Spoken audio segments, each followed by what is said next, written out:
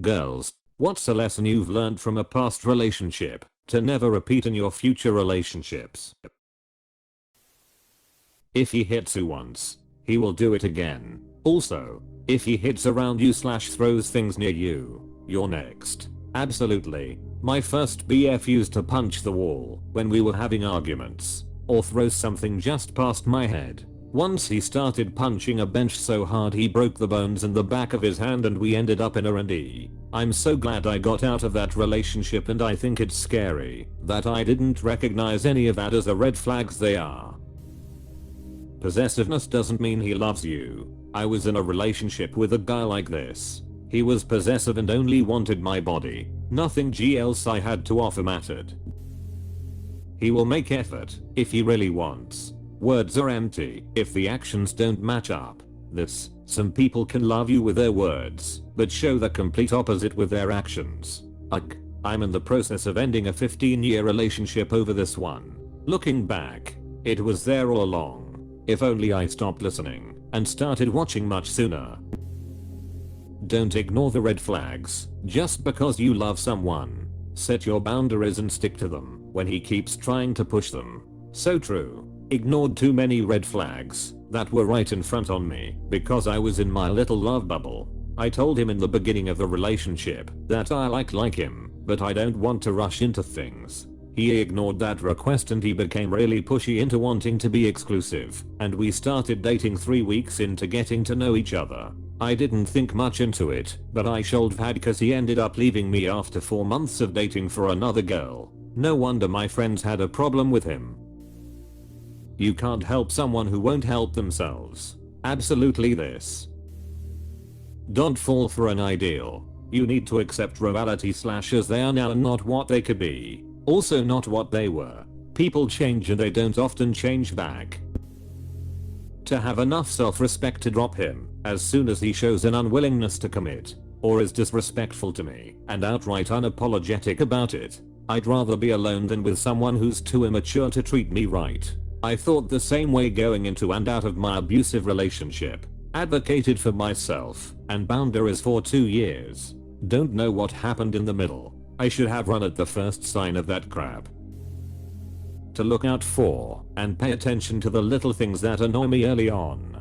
There are some things I thought I could and should put up with in the name of compromise, but I hadn't learned where to draw the line between compromising some of my own comfort and sacrificing my mental well-being. Bottom line for me, it's okay to leave a relationship if you're not happy, and that doesn't have to mean just big ticket betrayals. Sometimes people just aren't compatible. This is a very powerful lesson that I wished I learned a lot earlier.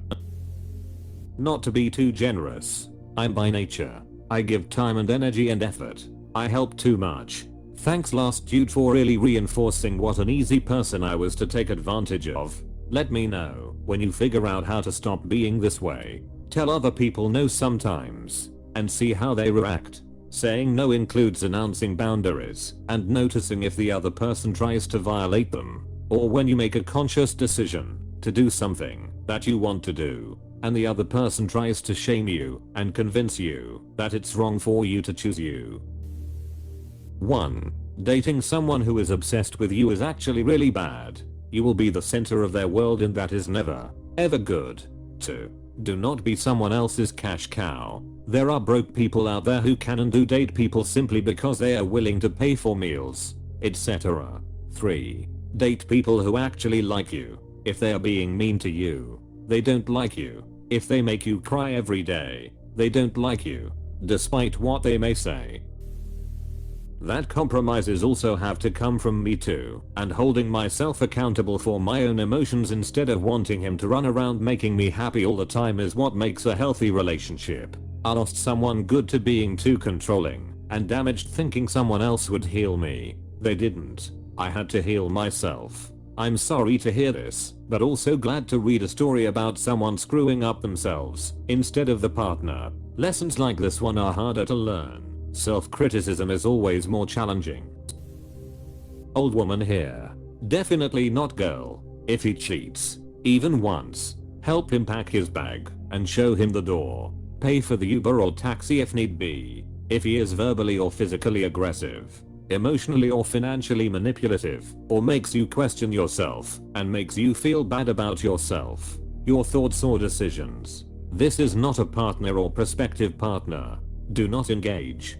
For the sake of your sanity, walk away. I spent 18 wasted years with my ex-husband living like this. There are stacks of interesting, kind, quirky, smart, funny, honest guys out there who have, or are at least in the process of, working themselves out.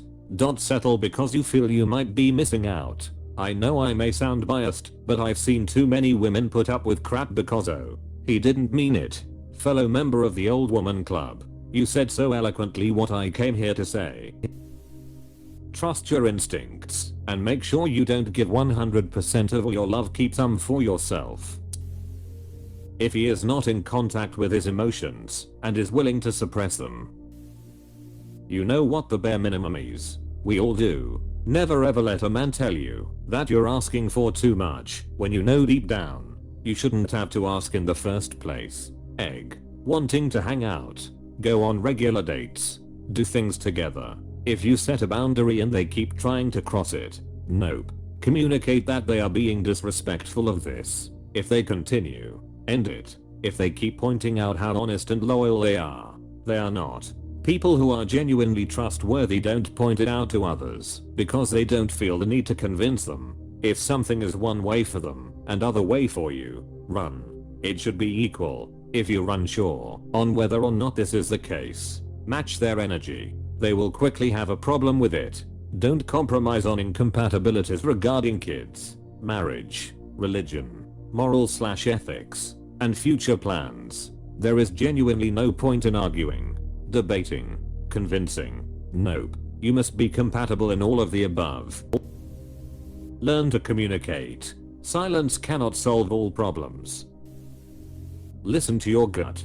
Don't fall for someone or stick it out hoping for their potential. As soon as you start making excuses and compromising for someone's poor behavior, just leave. You don't need that. No matter how much you think having them around benefits/improves your life, you're fooling yourself trying to manifest a fairy tale. If he's obsessed with keeping his exes in his life, I'm out. I won't fall for being the cool accepting girlfriend anymore. If I'm getting a bad vibe every time he feels the need to defend his ex, I will step away. I will never let myself get to that position where his mere existence makes me feel anxious. Never ignore the red flags or the gut feeling. This right here would have saved me a ton of grief. If a guy's the victim or the hero of every story he tells, run away. He is trouble and manipulating. Yep. And when they are in constant crisis, that they usually create, as well. The first time he raises a hand to me, or even threatens to do so, will be the last. It doesn't get better, ever. I will be gone, and you won't see me for dust. I once said I wasn't interested in dating this guy. After he asked me out, we were in the same friend group, so we hang out. Then we are having a group meetup at his house. We walk outside, and I don't remember the details, but he slaps me right across the face. I managed to slap him back the first time. Sometime later, he slaps me again, and instead of slapping him back, he holds my hands so I can't move. This was when I knew that if someone goes to hit you, it will escalate. I'm not standing for any hints of physical abuse from now on.